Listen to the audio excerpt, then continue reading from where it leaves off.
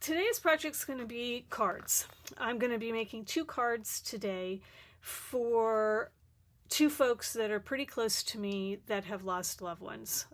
And I don't generally make cards, but I really felt like for these 2 people, I wanted to make some cards versus buying a card from a sympathy perspective. When I tend to make cards, I'm trying to use up my scraps. I don't make cards just to make cards usually. Usually it's something that I'm going to go through a scrap pile that I have, and I'm going to try and get rid of as many pieces of the scrap paper that I have left over from my scrapbooking projects to create those cards from. So that's what we have here on my desk right now, where scraps from the Cape Cod collection, as well as a few scraps from the mix-ins from the last catalog. So this is the July-August catalog. I haven't cut into any of the new papers for the current catalog, and I haven't cut into Cozy Up, so pretty much all these scraps are just mix-ins and Cape Cod. When I go to make cards, I like to use patterns. Now, cards are pretty simple. You kind of can put things together without patterns, but I thought I would highlight our new book that has patterns in it, which is Make It From the Heart Volume 6. And these Make It From the Heart books are really patterns that you can reuse over and over again. You can mix them up, you can change dimensions, but it gives you sort of a starting place if you don't know where to start. And so the pattern that I picked that I was going to use is this pattern 28, and it's kind of got I'm not going to use it quite the same way that they're showing here. I'm going to mix this up a little bit, but I'm kind of using it as a place to start from a paper dimension perspective, because I have a lot of different size papers, and what I wanted was a card that had multiple different sizes that I could play with. And this one does. If you look at the pattern, we've got this piece here, which is about 1/4 of an inch by 4 inches. The piece here is 1 inch by 4 inches. This piece here is 3 1/4 by 3 3/8.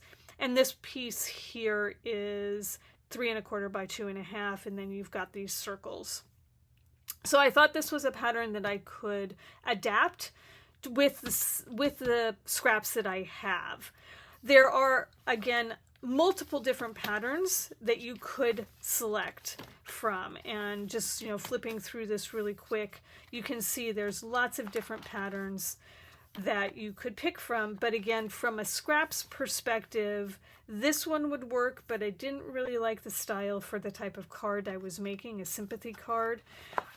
This one would work as well, but I didn't really have an embellishment that I could pull out, and my sentiment isn't big enough, so I didn't think that one would work. These just have bigger pieces of paper. So again, what I sort of landed on is this pattern 28, and when you're using these books, it's going to give you a diagram, it's going to give you the dimensions for each of the pieces, and it's going to give you a layout, and then it's going to give you a couple of examples of how you can do this particular card. So that's what we're going to work with. The other things that I'm going to work with in this particular card are going to be a stamp set from the newest catalog. So this is called Harvest Blessings, and it does have a couple of sentiments that really work for sympathy. You are in my thoughts with deepest sympathy. And again, we've got and I probably should take this out of the packaging for you to see better, but it's got a lot of harvest themes. Again, I don't really think it fits with the papers that I'm going to be using, so I'm not going to be using the other pieces, but I'll probably be using these sentiments. And then the other thing that I am also going to be using is the small circle shaker window, and I actually had some pre-cut pieces that actually are going to work with some of my paper collections. The toffee and the sage are going to work with the paper collections here, and then the thin cut circles, I have some of those as well. So those are in the Essentials catalog. Both of those are part of the Essentials catalog. Here, the small thin cut circle here, and then the big circles down here. So we're going to be using those. And then this is the stamp set that is the one I'm going to use that's in the catalog. And you can see they have some examples, but again, I don't know, they didn't speak to me for my particular situation and the friends that I'm sending these to. I'm getting ready to cut. What I want to do is I want to go through my papers and I want to start selecting the papers that I want to use. There's a lot of different colors sort of in this collection, so not everything is necessarily going to work together. So these pieces here are all part of the Mix-in collection. And again, their mix-ins are always meant to go with the paper collection that is part of the catalog. So these are complementary to those papers, but as you can see, if you take a look at these two groups of papers, there is a difference, right? There is some that will work together. This is part of the mix-ins that works really well with the Cape Cod collection. This paper here, that's the wood tone, would work well with the mix-ins. I've got a couple of other little pieces here and there. Here's another piece of the mix-ins. Again, this kind of goes with the Cape Cod collection. That's the opposite side of this. We've got, diamonds and things like that. So as I was kind of going through my papers and sorting them out of what I had, what I decided to do, at least for the first card, is I'm going to do a combination of the mix-in papers more than I'm going to do the Cape Cod papers. I might try to do the Cape Cod papers on the second card, but as far as the first card goes, I'm going to sort of stick with the mix-in colors here. I'm going to use the mix-in green, the Sundance, and probably not the blue. I think I'm going to save the blue as well. So I'm going to just sort of do a combination of browns, golds, and greens on this first card. All right, so let me go away and I'm going to cut these up and then we'll start assembling. I have all my papers prepped for both cards. I've done my stamping as well. So with the stamping, I did use for the outside sentiment, again, this Harvest Blessings, and I used with Deepest Sympathy and Thinking of You, because this was a slightly bigger circle that I was using, and the sentiment In Your Thoughts or with Deepest Sympathy I just felt was a little bit too small for that circle, so I went with Thinking of You. So I used two different papers. So this side, again, as I mentioned, I'm going to use the mix-ins, and on this side I'm using a combination of mix-ins plus the Cape Cod papers. I did cut them differently, and in fact I just realized I didn't cut this piece down to the right size, but I did different sizes than what were called out for in the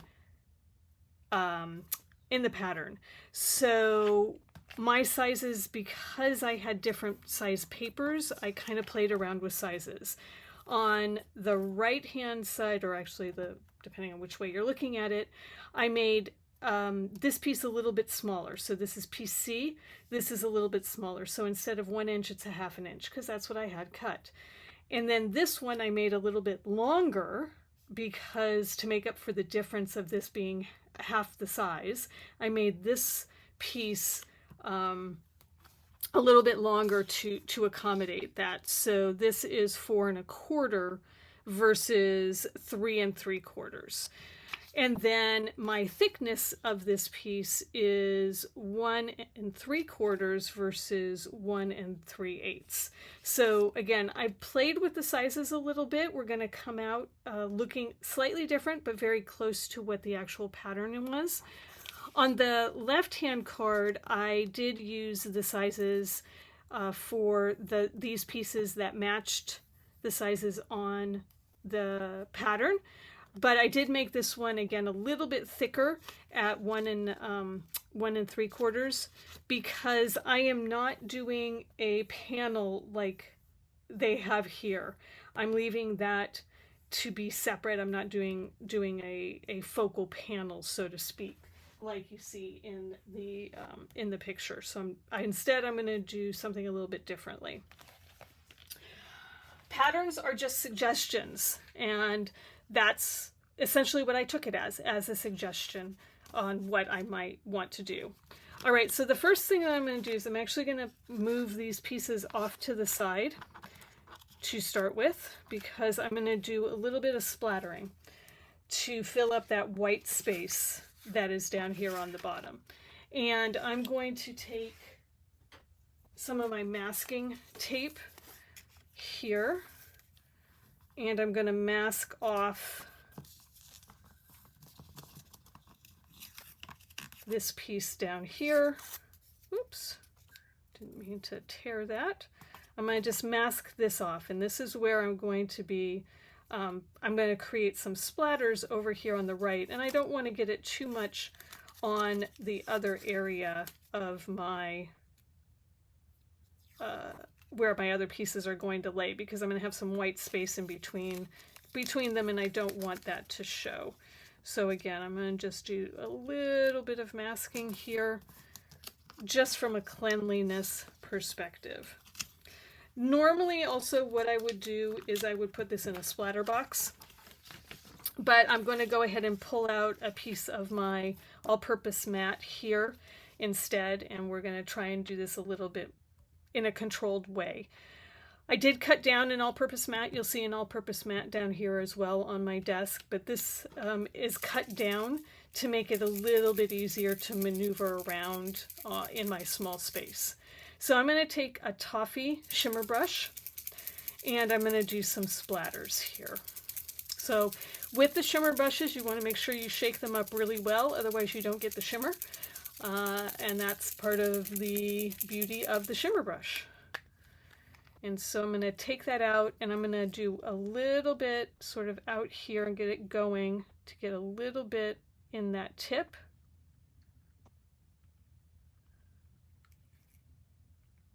If I can get it to squeeze out, I think I got enough there. And then I'm going to I'm going to just take something and I'm going to just lightly tap. And what I'm looking for is just some texture to show in this bottom corner. I could have used a stamp, but when I looked at my texture stamps, I felt like they were all just a little bit too heavy. And you'll notice I did get some spatter over here that I probably didn't really want, but that's what happens sometimes. Okay, so I'm pretty happy with that. So I'm going to cap that off. I'm going to grab a paper towel and wipe off my bone folder and wipe off my all-purpose mat so that I don't transfer any of that ink. And then I think I wanted to try and do a second color, but I don't have a sage,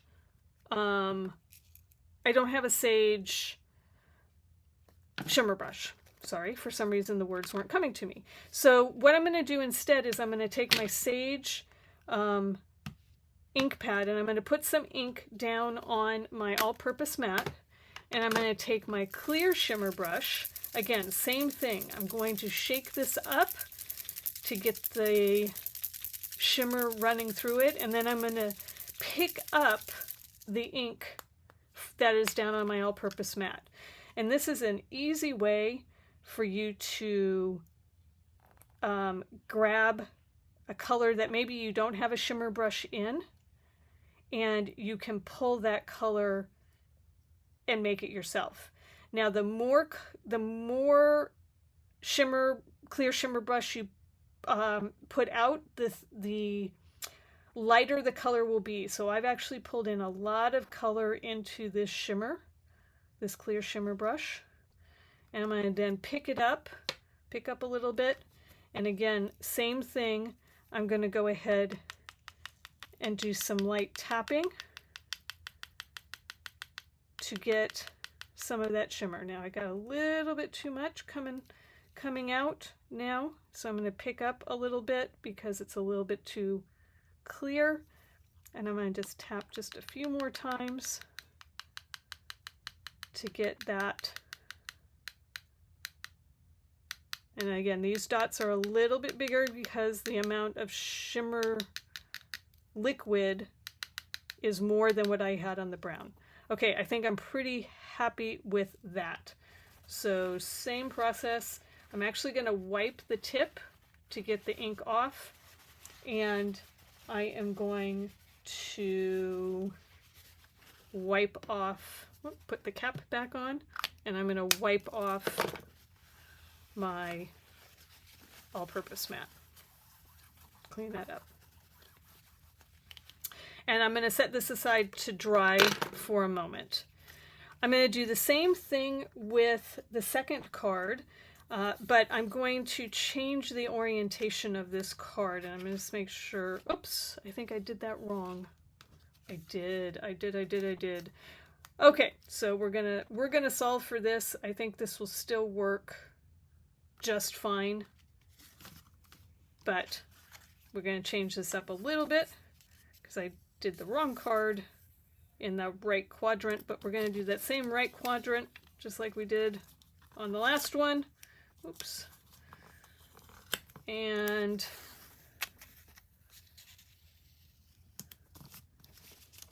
for this one, we're going to again do the toffee.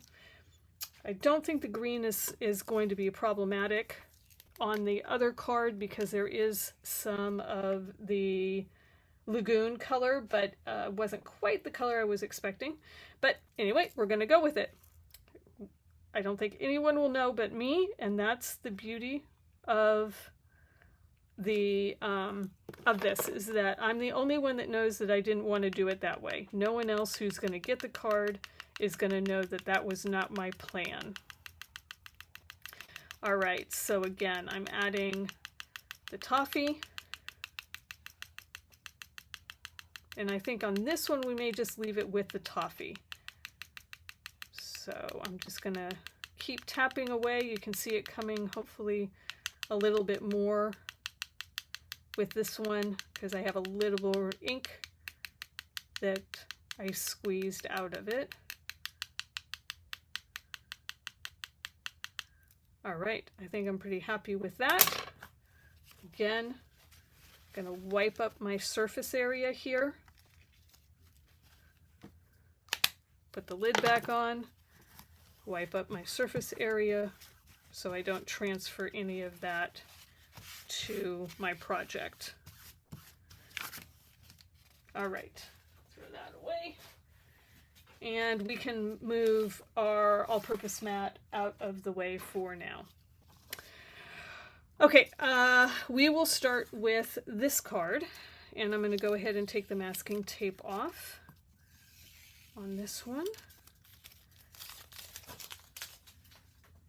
And you'll notice that I did stamp on the inside of this card. The reason I did that is I wanted to have a saying for the inside of this card, and I actually pulled out two of things from my stash. These are retired stamp sets. This one might come back if they have any left in stock in the next couple of days because it's from the old core catalog and it was called Prayers and Sympathy. This one was from the April-June catalog of this year. It doesn't look like they have any more in stock. I double checked. I think this one is completely sold out, and this was called Always Near. Again, I usually am at a loss for words for things that are for sympathy, so this really helped me when I saw those. I really wanted to get them. All right, so we are going to go ahead and do this card first, and then we're going to refer back again to our sketch. So our sketch has the long piece, the middle-sized piece, and then something going across, but because we are changing the orientation of this card, it's going to look a little bit different.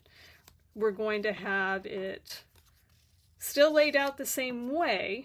We're just going to have the orientation be slightly different than what they had in the book.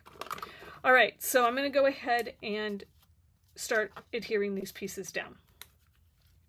I'm using my all-purpose mat again so that I can get the adhesive off of my mat easily while I'm doing these small pieces.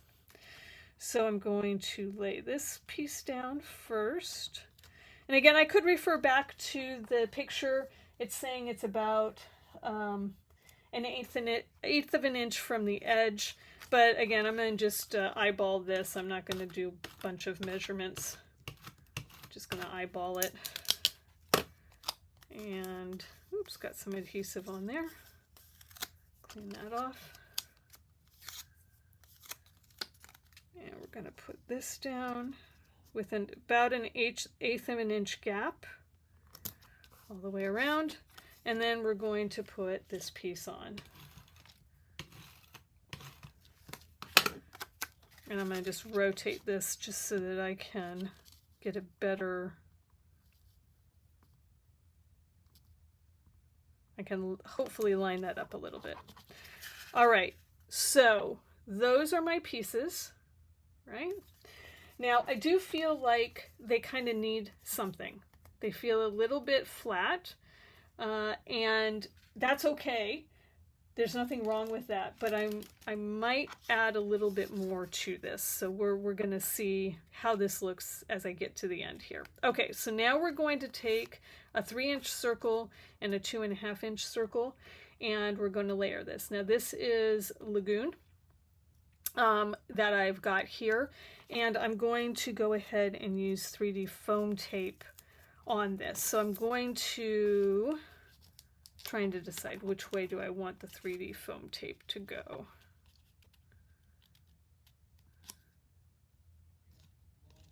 I think I'm going to do the circle flat, just like that. And I'm going to try and center this as best I can. And then I'm going to do the 3D foam tape on this piece here.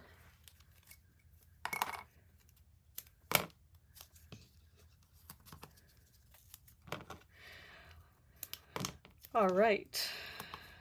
Then the last thing we're going to do is the embellishment part. And again, because this particular sentiment didn't have the specific embellishments or embellishments that I thought would work, I'm going to just use our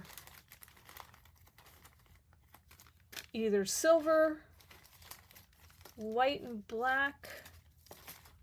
I'm just seeing if I have any colored dots that I might want to use.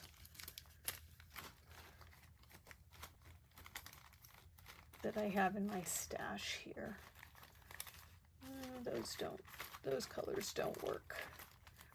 Some of the colors I have don't work. They're not the right shades.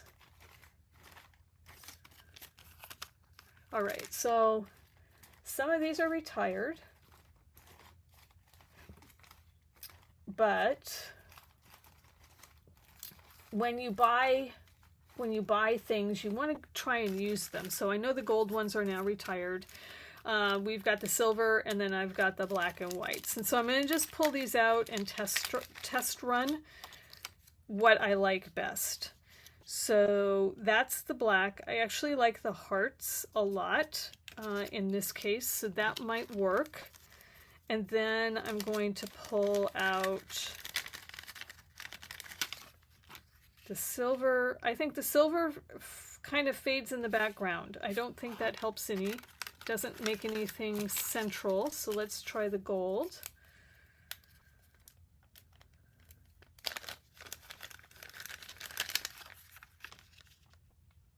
The gold could work, but I'm leaning towards the black. So I think we're going to go ahead and use the black hearts and black circles. So I think we'll use that heart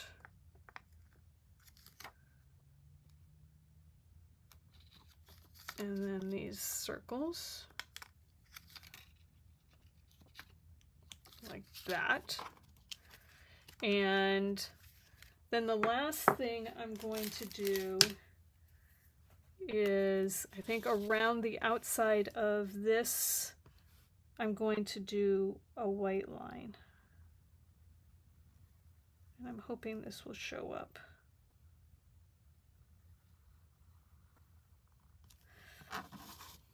It's just a little bit extra detail on this. It's going to be very faint. It's going to be hard to see. If I did black, it would show up a lot more, but I'm not sure I wanted it quite that heavy. Okay. So that is our card. And when, I did it wrong. Okay, let's see if we can get this to pop off. I got my sentiment going the wrong direction. And this is where we hope we can salvage it without tearing the paper too much. Not too bad, not too bad. I was able to pick it up. So now I want to change this orientation because I flipped it around. And there we go. So I solved that. Always double check that. And we have our finished card. Hopefully you can see that sparkle of that shimmer brush a little bit and see how it kind of glistens there. Okay, so we're going to do this one more time. Now this time we'll double check and make sure our orientation is correct, but I'm pretty sure I'm good. Orientation, yes, I'm good that way. All right, so we'll put these guys away for the moment. We might bring them back out. And we're going to pull in our pieces for this card. This one is a little bit too long. This is supposed to be 4 inches, and I'm going to not bother to pull out my trimmer. I'm going to just take it here on my Versamat. I'm going to just go ahead and go to 4 inches and cut it.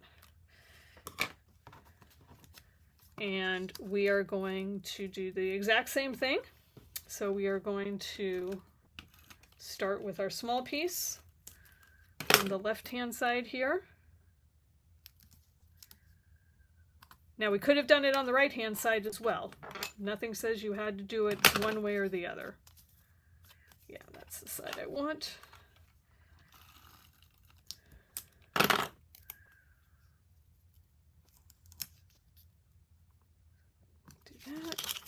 And then this has 2 different sides as well, but I wanted the polka dots, so we're going to go ahead, mark that down.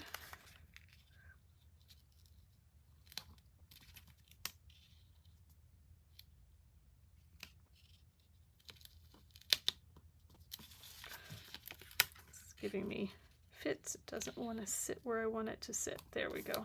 Okay. All right. And then what I have here is a little bit different. I've got a couple of different circles, a couple different sizes. So size-wise, I needed to go with this smaller one, but I didn't like how it looked on this. I felt like it was just too small. So I went ahead and pulled out the piece that was the stitched circle that was part of the thin cut small circle shaker window. So we're going to use that, but it needed a base to land on. So I went ahead and pulled out just the 2.5 inch circle for the base. So we're just going to put some adhesive on the outside or the edge of that circle, and we're going to lay that down on top. Then we're going to adhere the sentiment onto the sage circle, trying to center it.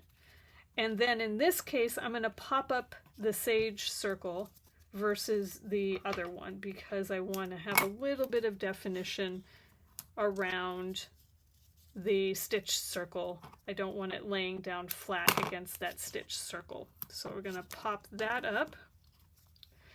Normally I'd use thin 3D foam tape for cards just because of getting them in envelopes, but I'm all out of thin 3D foam tape. So, sorry, I don't want to get my head in there, and I want to center that. Okay, so now I've got that centered, and I can actually pop this up as well. Is this thin? No, I don't have any thin. So we're gonna just lay this one flat because I don't have any thin 3D foam tape and I don't want to pop it up too much. So we'll just go ahead and add that. Double check our opening. That's correct. Place this down here. And then we're going to go back to our embellishments again. And I don't think the silver will work at all, so we'll put those away. But do I like the black or do I like the gold?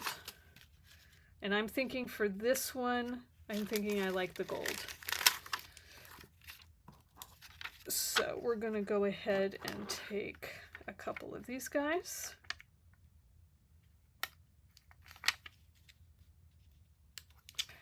Putting your embellishments in a triangle is pleasing to the eye.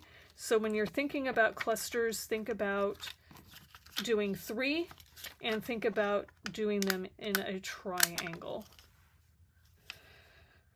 as well.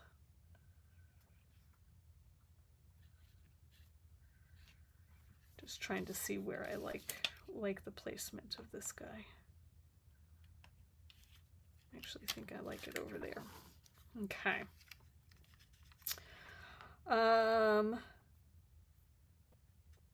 Yeah, I think I want to move this one. I think I want to move this one here. Just like that. All right. Now, I don't want to over embellish it too much, but there is the final card. And again, on this one, I'm trying to see, I don't know, I do have a brown Le Pen. This is the sepia Le Pen. I'm actually going to test this out before I commit. I think I like that. So I'm going to take the sepia Le Pen. Again, this is retired. There might be some left in stock in a day or so when they put the stock that's left over from last year's catalog back up on the website. And this is just a little bit softer than doing a black outline.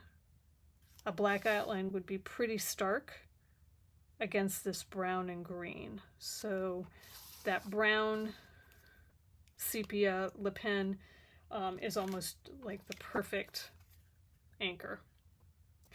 All right, so there you have it. Those are the 2 cards. And using, again, pattern 28 from the Make It From Your Heart volume 6. And hopefully you got a way to use up your scraps and how to use the pattern books.